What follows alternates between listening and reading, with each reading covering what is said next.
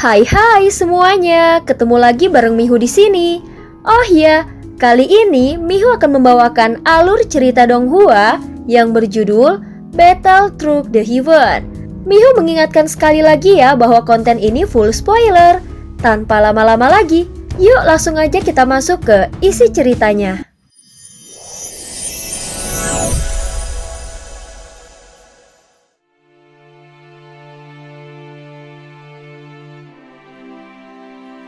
Melanjutkan dari kisah sebelumnya.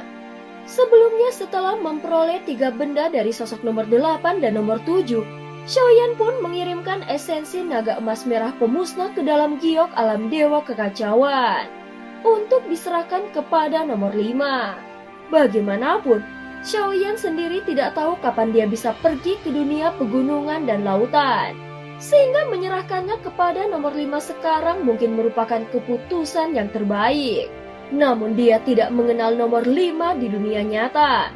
Dan setelah mempertimbangkannya berulang kali, dia merasa hal ini harus dilakukannya dibandingkan menunggu tanpa kepastian.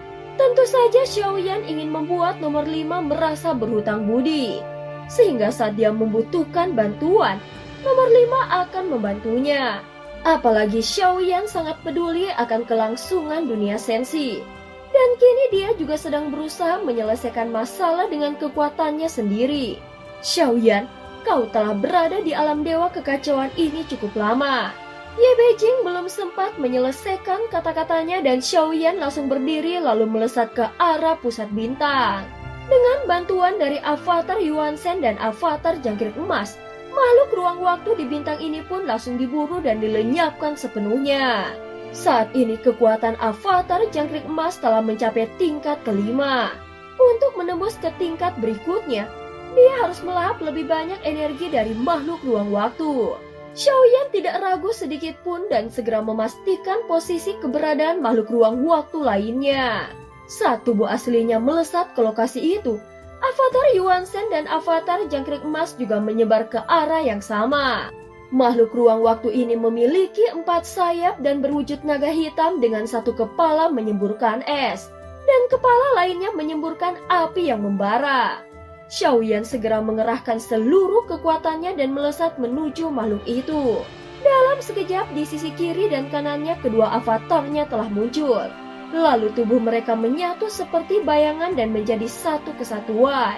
Di alis Xiaoyan terlihat ada 9 bintang yang terus berkilau dan memancarkan aura yang dahsyat. Saat berikutnya tubuh Xiaoyan langsung menabrak makhluk naga itu. Suara ledakan yang menggelegar terdengar seperti langit runtuh. Naga hitam itu meraung kesakitan. Dan tubuh besarnya jatuh terhempas ke tanah hingga menghancurkan beberapa pegunungan di belakangnya. Naga itu belum sempat menstabilkan sosoknya, namun serangan yang bertubi-tubi kembali datang dari atas. Xiaoyan mengangkat teratai putih abadi tak terpadamkan dan melemparkannya. Kemudian menginjakan kakinya dengan kekuatan penuh dan serangannya terus berlanjut tanpa henti. Kecepatan pertarungan meningkat ke batas maksimal. Hingga dalam waktu kurang dari 1 batang dupa, makhluk ruang waktu naga hitam berkepala 2 itu pun berhasil dikalahkan oleh Xiaoyan. Meskipun makhluk ini merupakan salah satu makhluk ruang waktu yang berbahaya, namun dia tidak mampu menahan niat membunuh dari Xiaoyan yang kini begitu kuat dan haus akan pertarungan. Dengan kombinasi kekuatan dari avatar Yuan Shen yang bahkan bisa mengancam para kultivator tingkat kelima keabadian para dewa, naga itu pun akhirnya dilenyapkan dengan mudah. Setelah membunuh makhluk ruang waktu itu, Xiaoyan mendapatkan 3.000 keping kristal. Jika ditambah dengan 5.000 kristal yang telah dia kumpulkan sebelumnya, maka dia telah memiliki total 8.000 kristal. Namun ini belum cukup karena Xiaoyan harus membawa tim Fearless untuk melanjutkan perjalanan. Saat mencapai lokasi ini dan mengetahui bahwa Raja Roh berada di sini, dia sadar tidak bisa membiarkan tim Fearless berjalan sendiri. Jika mereka sampai bertemu dengan para Raja Roh, maka akibatnya bisa fatal. Berdasarkan jumlah anggota timnya, maka jumlah kristal ruang waktu yang ada masih sangat kurang. Setelah mengalahkan makhluk ruang waktu itu, Xiaoyan pun kembali ke lokasi sebelumnya dan memimpin tim Fearless meninggalkan tempat tersebut. Selama di perjalanan, Xiaoyan mengulangi taktik sebelumnya. Sambil menyelusuri bintang, mereka terus membasmi semua makhluk ruang waktu yang ditemui. Dia tahu bahwa sebelum melangkah ke wilayah ruang waktu berikutnya, dia harus memanfaatkan waktu sebaik mungkin. Oleh karena itu, Xiaoyan bergerak dengan kecepatan penuh dan menjaga jarak 1000 kaki dari tim Fearless untuk menghindari serangan mendadak yang bisa melukai mereka. Di dalam perjalanan, Xiaoyan juga membuka gulungan lukisan yang diberikan oleh sang ratu dan melihat lokasi berbahaya di wilayah misterius ini. Saat berikutnya, Xiaoyan terus bergerak maju dan bertindak seperti pemburu. Bagaimanapun, hanya dengan membunuh makhluk ruang waktu ini, maka kekuatan avatar jangkrik emas bisa ditingkatkan secara signifikan.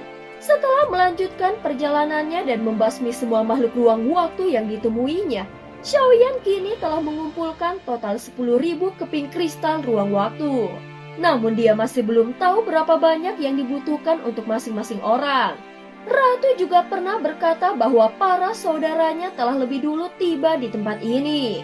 Jika tim Fearless dititipkan kepada mereka, setidaknya bisa memberikan jaminan keselamatan yang lebih baik. Mengenai hal ini, Xiaoyan tidak memberitahu seluruh anggota tim Fearless. Walaupun mereka mungkin tidak bisa banyak membantu, namun Xiaoyan tidak ingin mereka merasa seakan hanya menjadi beban baginya. Saat ini Longyan menatap tajam dengan penuh tekad dan tinjunya terkepal. Dari matanya terlihat jelas siapapun musuh yang akan dihadapi oleh Xiaoyan, dia akan mengorbankan segalanya bahkan nyawanya demi melindungi Xiaoyan. Ayah, tidak peduli siapa musuhmu kali ini, Longyan bersedia bertarung bersamamu. Longyan bergumam pelan dengan ekspresi penuh tekad saat menatap Xiaoyan di kejauhan. Selama ini Longyan telah berlatih dengan keras dan berharap suatu hari nanti dia bisa kembali berdiri di sisi Xiaoyan. Namun kecepatan Xiaoyan telah menembus batas-batas kekuatan terlalu cepat. Dan tanpa kekuatan penuh, Longyan merasa kesulitan mengejar langkahnya. Saat ini Longyan telah menembus ke tahap keabadian para dewa. Dan dengan darah murni dari Zhu Jiujin sebagai kekuatan utamanya, maka kekuatan tempurnya jelas bukan sekedar kultivator biasa di tahap yang sama. Sementara itu Xiaoyan terus menerobos ke dalam wilayah bintang yang berbahaya ini dan menggunakan kekuatan yang mengerikannya untuk membantai makhluk-makhluk ruang waktu secepat mungkin. Setidaknya jumlah makhluk ruang waktu yang ada di sini sekitar 1000. Kekuatan gabungan mereka sangat menakutkan. Bahkan kultivator tingkat ketiga keabadian para dewa pun tidak berani sembarangan mendekat. Namun Xiaoyan yang kini telah memiliki kekuatan tingkat transendensi, membuat semua makhluk ruang waktu itu tidak mampu melawan sedikit pun. Kekuatan yang digunakan para makhluk ruang waktu ini hanya mampu menahan musuh di bawah tingkat ketiga. Walaupun jumlah mereka banyak, namun mereka bukanlah lawan Xiaoyan. Bagi mereka yang sanggup membunuh makhluk ruang waktu, maka melangkah ke wilayah ruang waktu berikutnya tidaklah sulit. Setelah membunuh 2 makhluk ruang waktu lagi, avatar jangkrik emas mulai menelan energi mereka dengan liar, sehingga kekuatannya terus naik dan mendekati tingkat ke-6. Jika kecepatannya tetap seperti ini, maka setelah membunuh 5 makhluk ruang waktu lagi, maka avatar jangkrik emas akan mampu menembus ke tingkat ke-6. Saat ini jumlah kristal ruang waktu yang dimiliki Xiaoyan telah mencapai 18.000 keping. Meskipun Feng Xiqiang tidak pernah berkata secara langsung, namun sudah jelas bahwa kristal-kristal itu hanya berguna untuk membuka jalan menuju wilayah ruang waktu selanjutnya. Sebenarnya Xiaoyan belum memikirkan hal itu untuk sekarang. Yang terpenting saat ini adalah membuat avatar jangkrik emas mencapai tingkat ke-6. Hanya dengan begitu dia akan memiliki kekuatan yang cukup besar untuk menyingkirkan kawanan musuh yang terus mengejarnya. Sementara itu di tempat yang berbeda di bintang ini, ada sekelompok orang yang sedang bergegas maju. Masih ada makhluk ruang waktu yang berbahaya di bintang ini. Aku masih ingat ada seekor naga hitam berkepala 2 dengan kekuatan luar biasa di sini. Untuk bisa mengalahkannya, kita harus membentuk beberapa tim khusus. Saat ini kelompok yang dipimpin oleh Feng Xiqiang telah tiba. Kristal ruang waktu yang mereka peroleh sebelumnya telah direbut oleh Xiaoyan. sehingga membuat mereka telah kehilangan semua kristal ruang waktu dan hanya menyisakan pemberian dari para Raja Roh. Hal ini menyebabkan mereka harus mengumpulkan kembali kristal ruang waktu agar bisa berpindah ke wilayah lainnya. Namun setelah masuk ke bintang ini, yang mereka temui hanyalah kesunyian. Karena semua makhluk ruang waktu di sini telah sepenuhnya dimusnahkan. Makhluk ruang waktu ini setidaknya setara dengan kultivator tingkat keempat puncak. Apakah ada kultivator kuat yang baru saja muncul lagi? Feng Xiqiang ingat masih ada satu makhluk ruang waktu di dekat sini. Namun makhluk ruang waktu itu sangat ganas dan sudah berkali-kali dicoba untuk dibunuh dan selalu gagal. Namun sekarang makhluk ruang waktu itu telah mati. Sebelumnya Feng Xiqiang penuh percaya diri dan merasa tidak akan ada yang berani mengusik makhluk ruang waktu di sini. Apalagi bintang ini dihuni oleh banyak makhluk ruang waktu. Namun ketika tiba di sini, semuanya telah dibantai habis dan tidak ada satupun yang tersisa. Sial, siapa yang bisa melakukan hal sekejam ini? Ucap Feng Xiqiang dengan suara yang dalam. Jelas dia masih tidak menyangka masih ada sosok yang begitu kuat di sini. Dan cerita pun berakhir. Terima kasih udah dengerin Mihu dari awal sampai akhir ya. Sampai jumpa.